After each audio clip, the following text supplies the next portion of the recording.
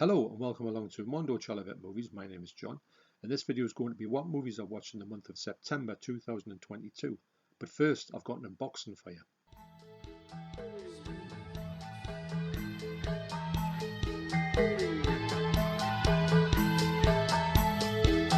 I've just received this through the post today, so I'm going to open this and see what it is. Nurse Scissors. Yeah, I'm not off, aren't you? That's better. So I'm pretty sure I'll know this is off. I'll open it up and then I'll tell you who it is off when I open it up, which is obvious, isn't it, really? So what I've been sent in this package is, there is a note there actually. Oh, this is, I've just seen it there. Wow. Hi John, I noticed in the background on your videos, very well observed, that you have a classic British TV collection. This is a sequel to the series of a TV show that I spotted on your shelf. Regards, Neil. So this item comes from Neil D. And you might remember Neil for a previous video when he gave me this massive book to do with Asian cinema. And I'm starting to flick my way through this, and it's an amazing read. Now I'm going to use this in conjunction with my Source Stroke box set down there, which I'm dying to get into. I'm determined to get the Debs into it. I think she'll love it. But I want to start from the earliest movie, which I think is maybe King Box, I think it's called. So you've definitely got an eagle eye, Neil, I can tell you that, because the thing that you've sent me here is a sequel to a TV series, and the TV series is actually behind me and you can't see it. So what Neil has sent me is Going Straight, the sequel to the series Porridge, which I've got here. So Porridge ran from 1974 to 1977, and it's amazing that these classic series, with all the stuff they've got in them, only ran for just a few years. You think they've run for 10, 15 years, but they didn't. They were short and sweet. So I love this series. I remember watching it when it came out, and it was one of those ones where it was deemed a little bit risque because of the language in it. The language is nothing by today's standards, but at the time it was a little bit pushing the boundaries. So I love this series. It's got an amazing cast in it. You've got the amazing Ronnie Barker, and you've got Multon Mackay. Where's me ladders? You've got Fulton Mackay, who's absolutely brilliant as the prison warden. And you've got the ever amazing Richard Beckinsale here, who tragically died at the age of 31. Can you believe it? It was just, I remember when that happened, you were thinking to yourself, what? I just couldn't, that was 1979. I can't believe, you couldn't believe that somebody that young could just die of a heart attack. I think he had a lot of things wrong with cholesterol, but wow, it's absolutely, it was such a shock when that happened. So what happened, luckily before he sadly passed away, this series came out in 1978, and this was the follow-up to Porridge. And what happened was, when Stanley Norman Fletcher gets out of jail, he goes straight, and this is his sort of trials and tribulations about how to sort of function in the real world after being in prison for such a long time. Now, the funny thing is about this is I've always wanted to get it, and I've just never been able to bump into it. And it's amazing that Neil, well, I don't know how he spotted it, because it's kind of, that's where it lives. So I'm always blocking it. And the theme tune to this, sung by Ronnie Barker, is one of the best theme tunes I've heard. And I'm not going to sing it, but it's one of the things that I can sing quite regularly just when you're just wandering around. So I've got to thank Neil once again for thinking of me and completing my Porridge set. And this will be getting watched very soon. To be honest, I think I'm going to go through and watch these. Need a good rewatch from me. I watch these every so often. I would say every year or two, and I have a great time with them, because it brings back so much memories as well of watching them, you know, on the telly, probably in black and white. And so now I've got this one, and I do remember that this one was weird to have something come out. They were kind of like a sequel. They didn't do any more Porridges after that. I know in the 70s there were a lot of times when they did movies, spin-offs to the TV series, and they did one of Porridge as well. I don't know if Richard Beckinsale is in that one, actually. It's been a long time since I've seen that one. So thanks once again, Neil. And Neil's got an eBay store, so I'm going to leave a link down to his eBay store, which is neil123.d.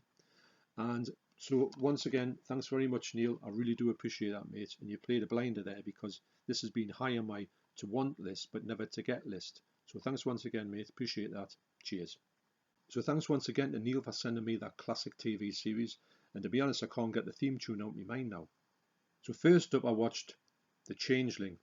Now this movie has always been held in high regards, and I knew I had to see this movie, and I got it recently from CEX. And it's got a 4K scan, it's second sight, And I've got to say, the picture quality, I find the picture quality a little bit kind of substandard at the start of the movie. It's all right, but it really comes into its own after about the first 10 minutes. So stick with it if you think that, is this a 4K scan? It does come really good in the long run. And this movie, you've got to think about, like from last month, actually, I was watching some sort of ghost stories and getting really into them. So I thought to myself, I want to watch a few more ghost stories this month, coming up to the month of October. And so I went to pick this one because it's meant to be one of the ultimate ghost story movies. And I've got to say, it was really good.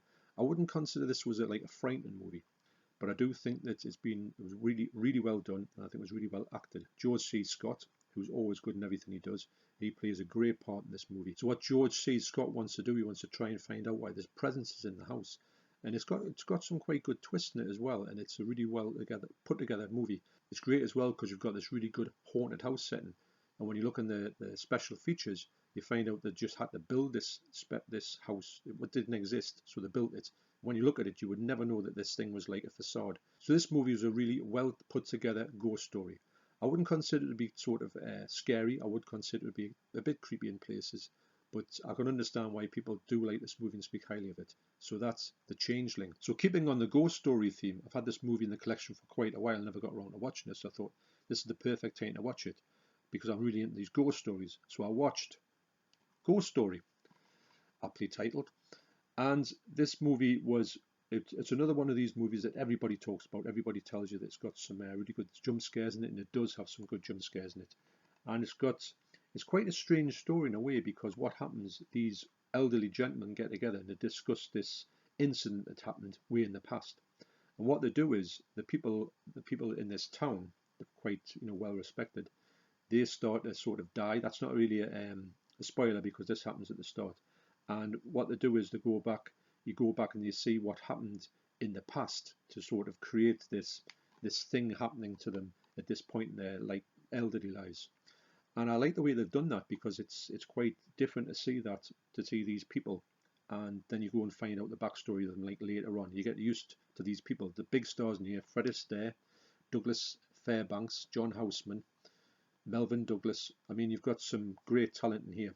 And the movie it's really funny because to see like people like Fred Astaire, which I believe this was his last movie, in the movies like this, and it's like an 18. It's quite it's quite like a bit like more than these would act in their normal sort of acting things from the 50s or 30s or whenever they were acting. So it's quite interesting to see them in a movie like that, and they're all great in this movie.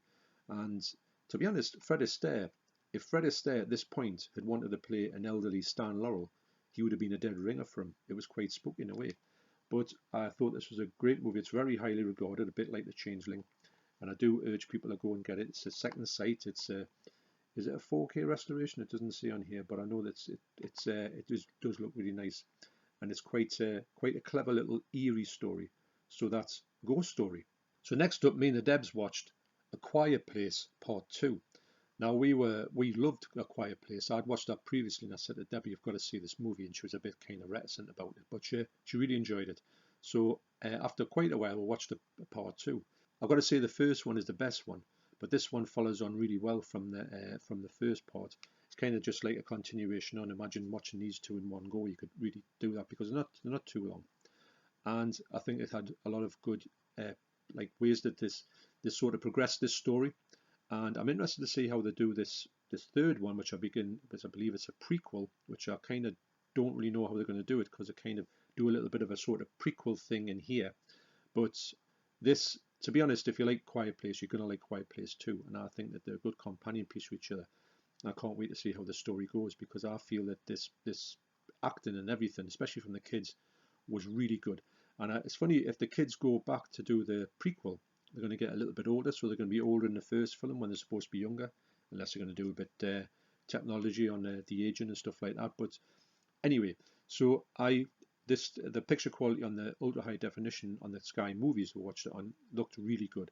So I know that when these three come out as a trilogy, I will definitely pick them all up on 4K, because I think it's one of those movies with the black levels really play out in this one, because a lot of it takes place the sort of scary scenes or the jump scenes take place in sort of night and darkened areas.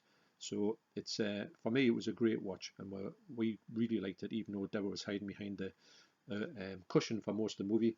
So that's Quiet Place Part 2. Next up, me and the Debs watched Ex Machina on 4K.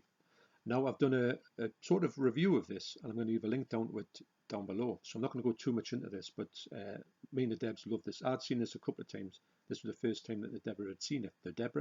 Debs had seen it, and she thought it was really good. And she got the whole thing of, because it's not straightforward, this movie. It's got a few twists and turns. And I'd said to her afterwards, I said, "What did you think?" And she says, "Well, I thought such and such." And I went, "Yeah, interesting, because it's quite funny when you watch this movie.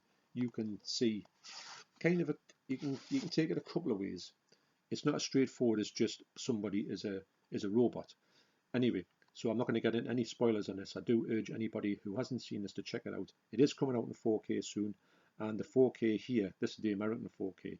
It's an A24 movie as well, so that shows you why it's took, for some reason, I don't know why, these A24 movies on 4K take the longest of time to come out in the UK.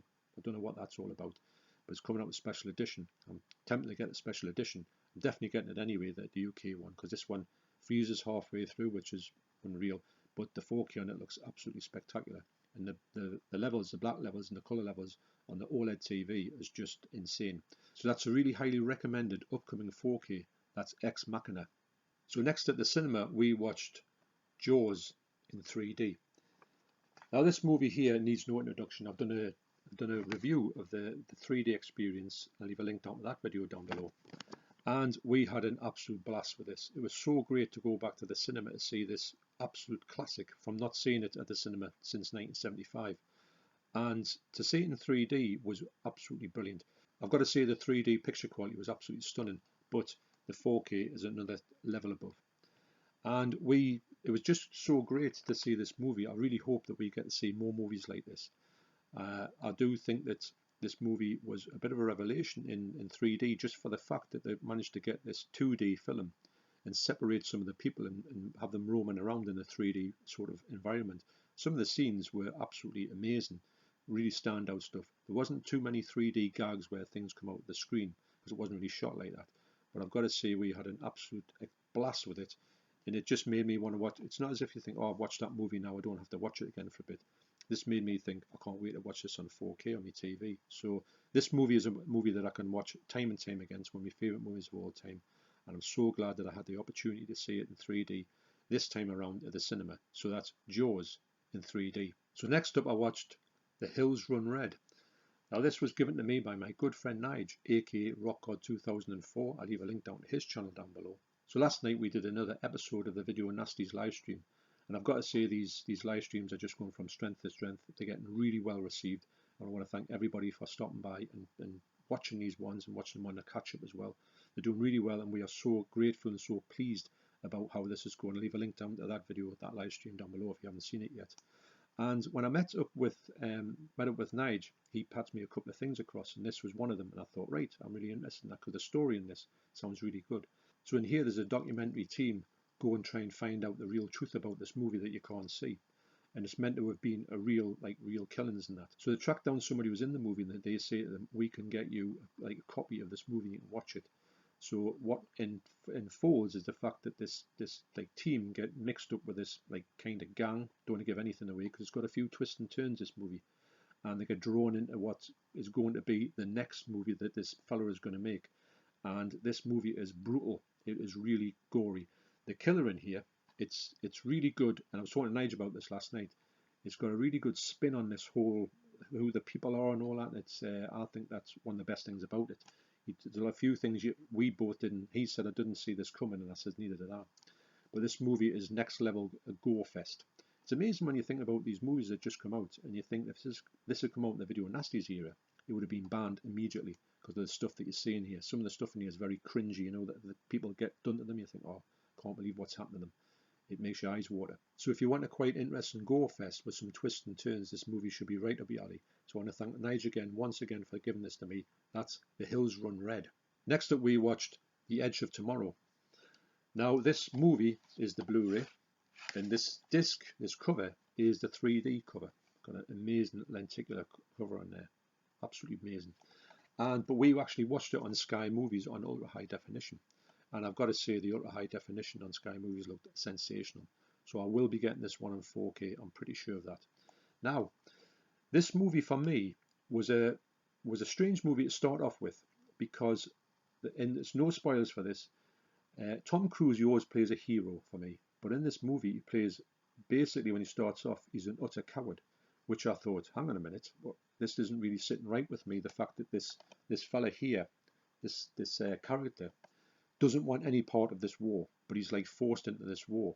Now what happens is, without giving too much away, it's one of those Groundhog Day movies where he gets killed right at the start, and then he has to go back again to find out how he gets further on in this adventure when they go into this fight with these aliens.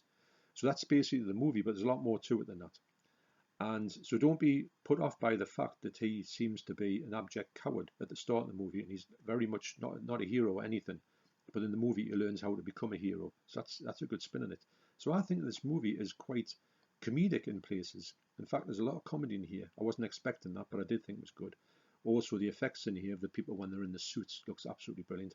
The effects of the aliens is great, and it's got some good twists and turns, and it's a very good watchable movie. It kept us entertained, and the sound quality in here is absolutely great, because you've got these booming sort of sub bass stuff, especially at the start. But it's such a great movie, and it really was quite a revelation to think that this movie for me just went right under the radar for me. And I don't think it really connected too much, but I think this movie should have been getting a lot more recognition than it does, and I'm really glad to see it coming out in 4K, and I know we'll be picking up the 4K on it, because we had such a good time with it. So that's Edge of Tomorrow, or Live, Die, Repeat. Next up I watched The Lost Boys. Now, I've always struggled with The Lost Boys. It's been a movie that I thought I should like, but I never really liked it. I never connected with it. A bit like a few movies that I've got in my past that I thought that just didn't work for me. Some blockbusters as well. Now, a lot of people think this is one of the best movies ever made. Now, what I did was I thought, with the 4K coming out, this will be the last time I thought I'll watch this one, I'll check it out, because I haven't watched this properly for years. And if I like it this time, I might be tempted to go for the 4K, which is meant to be really nice. So I put it on and just thought, right, it is what it is, and I'll just see where I go with it. I've got to say, though, the Blu-ray picture on here is absolutely stunning. It's one of the best Blu-rays I've ever seen. I knew it was a good-looking movie, but if the 4K is better than this, it's going to be an amazing 4K. So when I watched it, I thought myself, I was constantly thinking myself, why did I not like this movie when I first watched it? And when I think about it, when it came out in 1988, I believe, or 87, I was at an age where I would have been about 19, 20. It didn't really connect with me. I felt I wasn't the right age for it.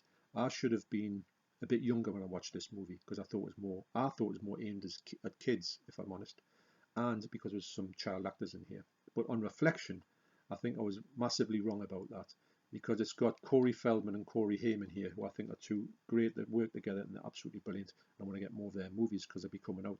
More of their movies will be coming out soon. So when I rewatched this, I thought one of the things that did strike me about it was the fact that the punks in here, I'm going to say punks, were nothing like the punks of the UK. And I know it's a fantasy sort of land and all that, and it's in America. It just didn't connect with me. I thought the people that they just didn't look right. The only one who did look right was Kiefer Sutherland. He's the one who actually kind of pulled the look off. The rest of them, to me, didn't look too good. So I instantly had something against this movie from the get-go. Now, when I talk about these things, when you're a bit older and you're a bit less judgmental, I think when you're young, you tend to be a bit hypercritical, and then when you move on, you just accept things for what they are.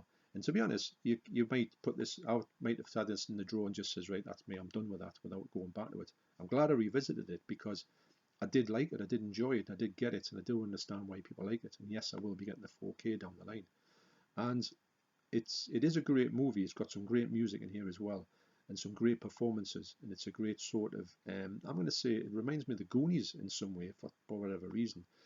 But one thing I will say about it that I'd still have struggled with, the way that Corey Feldman speaks in this movie. He speaks as if he's ultra cool and he's only about 10. That used to really bother me, but I can get past that now. But it's one of the things that I thought that was a thing that really got my nerves back in the day. But anyway, not taking away anything from this, I had a great time with it, and I will be upgrading to 4K. and I'm glad I rewatched it. That's The Lost Boys. Next I watched Friday the 13th. Now this is from the Scream Factory box set, and this is the 4K remastered Blu-ray. I've got to say, this 4K remastered Blu-ray looks absolutely sensational. And I know that the 4K has come out and people are saying there's a few problems with it. I've got to say there's no problems with this one. I would have liked Scream Factory to put out the 4K for this instead of Paramount. It looks like Paramount have dropped the ball a little bit, but unfortunately, I've got to say that without seeing the 4K, I would say this is probably more of a solid transfer than the 4K is. But this movie needs no introduction. It's absolutely brilliant. And the reason why I watched this was because it was on AP Stevens' live stream from Movie Cheer podcast. And I'll leave a link down to that one down below. I had a great time on there. It was about game-changing movies. So spoiler alert, this is my game-changing movies. This movie changed a lot of stuff for me when I first watched it. And now I didn't watch it in 1980 when it came out, but I watched it on when the other films were coming out around about 1982. That's when I actually saw these all at the cinema. They were like a replay. And in 1982, I went and I watched all of these movies, and it was just such a blast. It's one of those things that you just think, I'm so pleased to have seen this 1, 2, and 3 at the cinema. I really enjoyed it. It was like all my mates were there and we're just having like a ball at the front, just shouting at the screen. Just absolutely amazing. So I think that for me, I would, if anybody's on the fence with the 4K at the moment, maybe they might get a replacement disc in the 4K. I'm not too sure.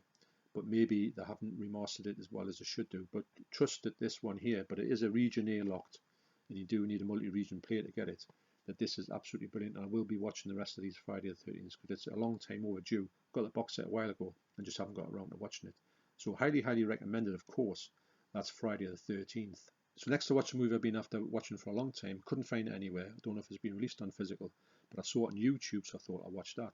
It is The Public Image is Rotten. This is the story of Public Image Limited, led by John Lydon or Johnny Rotten.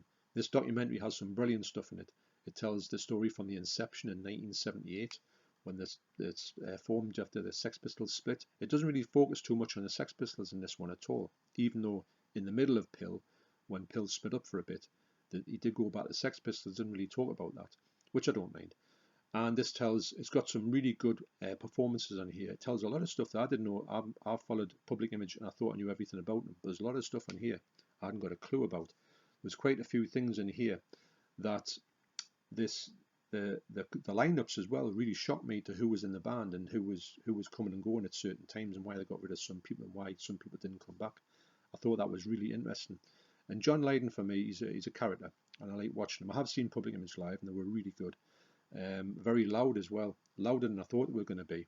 And it was funny because the crowd was starting to grief him just in fun. So he says, "Go on then, swear. I've heard everything. Give us your best shot." It was a great experience, and I'm really glad I saw Public Image. And they are really good musicians. The band he's got now, which has had the longest incarnation of Public Image, I think are the best version of the band. I love music documentaries, and this is one of the best ones I've seen in recent times. That's The Public Image is Rotten. So here are my top 3 recommendations of the movies I've watched this month. And coming in at number 3 is, unbelievably, Evil Dead, the remake. Now, I've got to give a big thank you to my good friend Michael Witchy, aka BogeyCatProductions. I'll leave a link down to his channel down below. And he had sent this to me. He's got, I tell you what, he's got he has got for me the best ever Evil Dead collection, bar none. He's got, well, probably every single thing you can imagine to do with the Evil Dead franchise. Michael has got it. It's got to be seen to be believed. Now, he'd sent me this one. He said, "Look," he said, "I know that you don't really care for Evil Dead, and I didn't mind this version here. I didn't like it one little bit. I watched it twice back in the day when it first came out, and to be honest, it just didn't connect. I thought it was all kinds of wrong for all kinds of reasons, and I just wouldn't go back to it, even though I did have the UK one. That's the one I watched. And me and my son watched it. I said to my son, "Look, let's watch this one and see if you make more of it than I do." So we're both watching it. He said, "I don't like it either." We're big fans of Evil Dead, and we just said, "Right, we're just going to go back to this." So when Michael sent me this one, the extended cut, I've always been interested to see what the extended cut's like, because I've heard it's better. And I thought, well, I know it's coming out in 4K. The Blu-ray looks exceptional, so I would say that the Blu-ray would look stunning. In my mind, if they do a good job, it would look stunning. Now, so when Michael, he said, look, give it another shot. He said, if you don't like it, you don't like it, but I want you to try this extended cut. So he sent me this extended cut. It was brand new as well. So yesterday I put it on. I thought, right, I'm going to give it one last shot, see what it's like. And I've got to say, I really enjoyed this movie. I'd never got why people used to like this movie, but after watching it, I can understand this now. For some reason, I don't know why it is, I always thought that the movie I've got, the version that I've saw, was very cringy and very unbelievable. But I didn't get that at all in this one. I mean, it's ultra gory. It's got to the point where you just, the gore effects is, I mean, it leaves the originally Evil Dead standing. And there's, to me, I thought I was invested in the characters. I thought it was really well done. And I don't know, it's quite finally landed with me. Now, is it better than the original Evil Dead? I don't think so, in my eyes. But I'm not saying anything against this movie, even though I used to think it was utter trash, if I'm honest. This one here, it just changed my, I don't know if they've remixed some of the scenes, I'm not too sure. I know there's a fan edit where they took some of the sort of cringy lines out of it.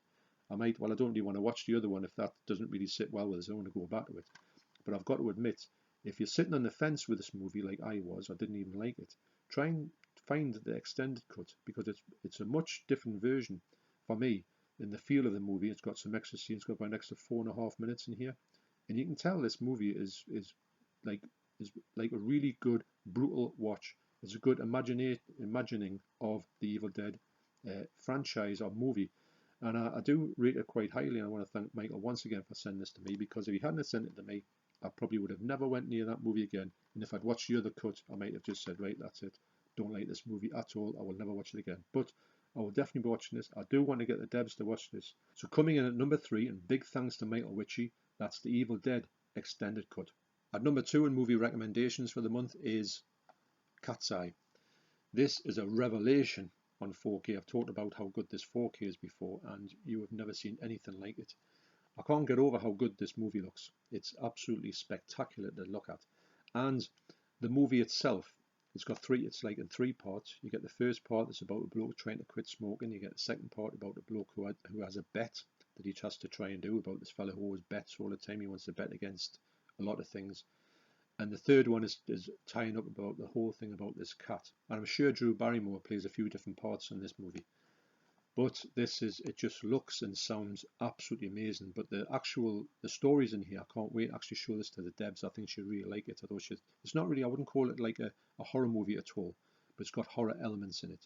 It's got some sort of, the stories in here, I mean, it's a Stephen King stories. And I do find Stephen King's short stories to be better than his longer ones. So highly, highly recommended for actual quality of the movie, the transfer, the sound, the everything. You're in for a visual and treat, and it does live up to the fact of this being a good watch as well, a really solid watch, and it's much better. I had watched this back today, couldn't remember anything about it, and I'm so glad to revisit this, because I thought maybe it was of its time, and I wouldn't sort of navigate towards it. I'd just say it was all right, but it's very 85-ish, but far from it. I think you can identify this movie today. So that's at number 2, that's Cat's Eye. So number 1 for my movie recommendation of the month is Dog Soldiers. This movie looks amazing. The actual movie itself and the presentation of this movie is next level. The presentation of this set is unreal.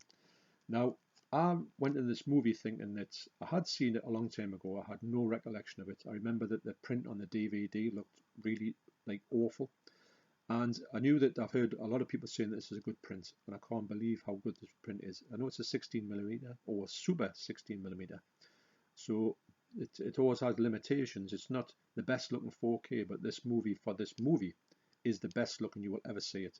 They went back to the original negatives for the first time, and they've just created something that's just an absolute masterpiece in the way it is presented. And of course, so I thought, well, that's great, but if the movie's not to my taste, then it's kind of not really something I would enjoy. But I kind of had an inkling. I wouldn't have bought it if I thought there was no way I would enjoy this one. I know that it's a cult classic, and I need to check it out again. I'm so glad I picked it up. This movie, it's the only one I've ever owned, well, apart from the DVD way back when, and that's why I thought it was a no-brainer to go for the big box set. This will be the only time I'll only own this one, so it's money well spent for me. And there'll be no double dipping, which is great. But this movie, it's such a good movie. It's one of the best werewolf movies you'll ever see. It's got some great effects. The cast in here is absolutely spectacular. Just the way that like sort of interact with each other is just amazing. The special effects are really good. It's very gory. It's this army that goes and fights these werewolves. It's got everything about it. It's such a cult. It is a cult classic, and it needs to be checked out. If you, like me, haven't really watched it or got any recollection of it, you need to go back and revisit this movie, because not everything about this whole thing is great. The sound, the picture, the presentation, all this, and the actual movie itself lives up to everyone's recommendations. Everyone said this movie's great. I do agree with them. So highly, highly, highly recommended. Can't wait to see if the Debs will watch this. I think she will, with it being like an army thing, which is quite an army stuff. I don't know about the werewolf part of it, but I think she's going to blast out with this. So at number 1, that's Dog Soldiers. And do check out those links down below. So thanks for watching. You take care, and I'll see you on the next video. Cheers.